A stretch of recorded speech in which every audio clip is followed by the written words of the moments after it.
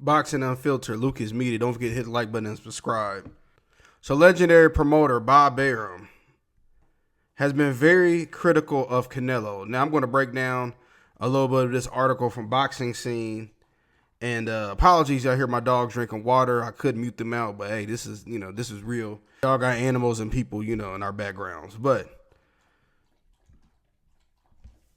in a recent interview, veteran boxing promoter Bob Arum expressed concerns about Canelo Alvarez's recent performance, suggesting that Mexican superstar has shifted from being an electrifying fighter to a boring businessman.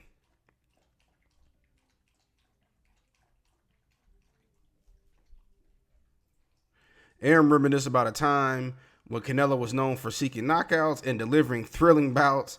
However, he criticized Canelo's recent fight, particularly in a unanimous decision over William Skoll, where Arum felt Canelo failed to effectively cut off the ring and engage his opponent, which he threw one of the fewest punches ever.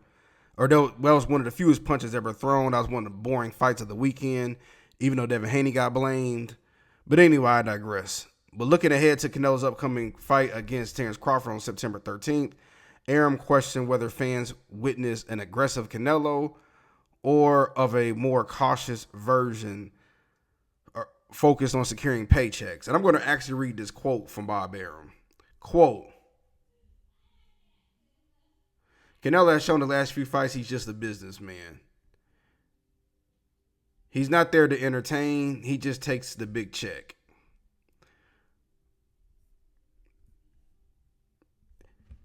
Now, before I give my overall thoughts, Canelo's won 3 of the 4 belts at 154, 3 of the 4 belts at 160, undisputed at 168, and the WBO belt at 175. But he also did have a loss against Bivol at 175. Let me say this about Canelo.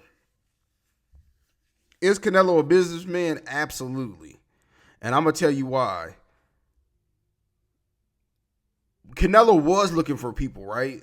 He was calling out Mayweather and Pacquiao when he was only, about 20 years old. I remember when he fought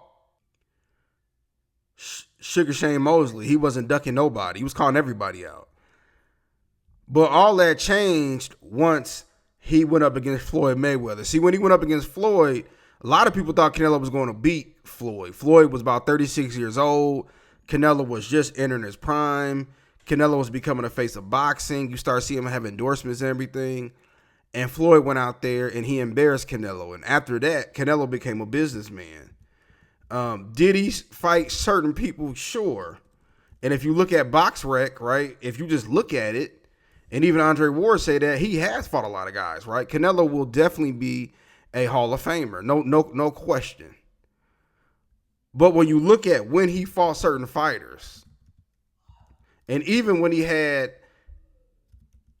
a lot of people think that he lost against Laura, but there's always something around it, and because he's the face of boxing, he's been the cash cow since Floyd left.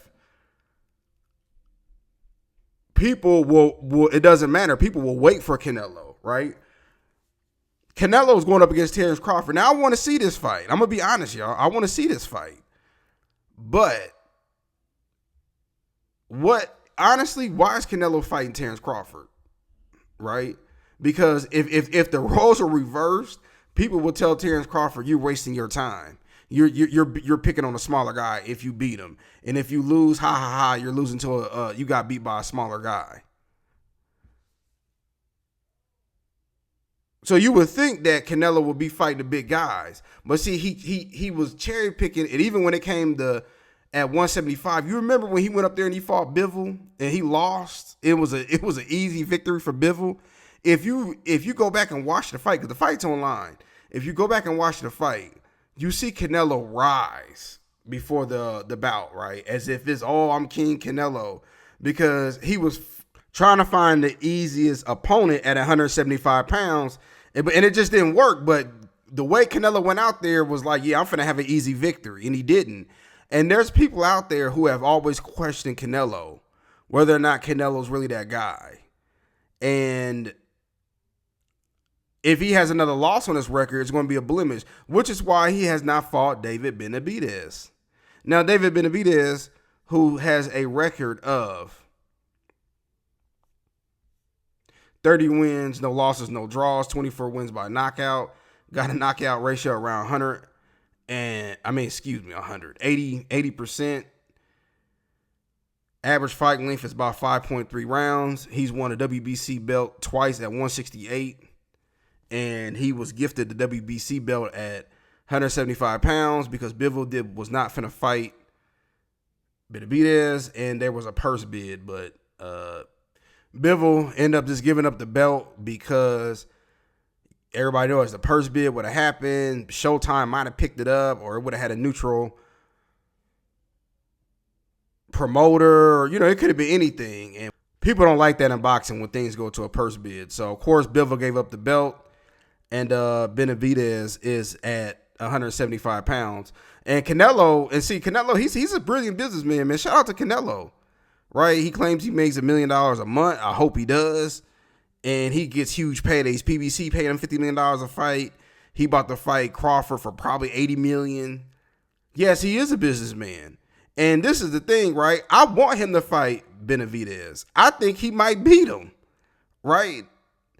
Especially Canelo, you might as well move up to 175 pounds since you fought Bivol, but I just don't think Canelo's going to do it because he don't have to do it. See, when you're the face of boxing, you do what you want. Jack Dempsey only fought a couple of years when he was the world champion at heavyweight in the 1920s. Look how many times Sugar Ray Leonard retired and unretired and retired and unretired, and he didn't fight Aaron Pryor. It was a lot of different people that he didn't fight. Because he was the money guy. Floyd Mayweather, who was never undisputed, who is definitely a top 10 boxer of all time, right? One of the greatest defenses of all time, and is one of the most disciplined fighters of all time, athlete of all time. Floyd did a lot of that, right? Floyd was never undisputed, and he definitely cherry-picked opponents in the second half, or should I say third half of his career, because Floyd... Remember, he fought, he was Pretty Boy, he retired, he came back as Money Mayweather, he fought for a while, he retired, then he came back and fought Conor McGregor, then he retired, then he came back, now he's doing exhibitions. So,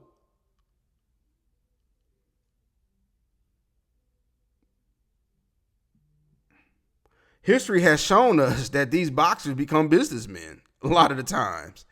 And Canelo's not going to go out there and risk it. He's going to get the biggest money for the least amount. And Canelo has such a fan base to where these networks have to do, and these sanctioning bodies have to do what he says. You remember when they tried to punish him?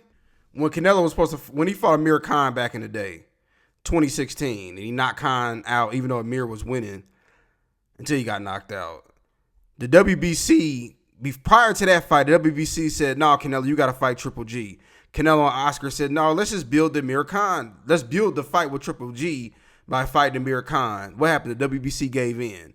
Then the WBC came out and said, all right, you got 15 days to make a deal with Triple G.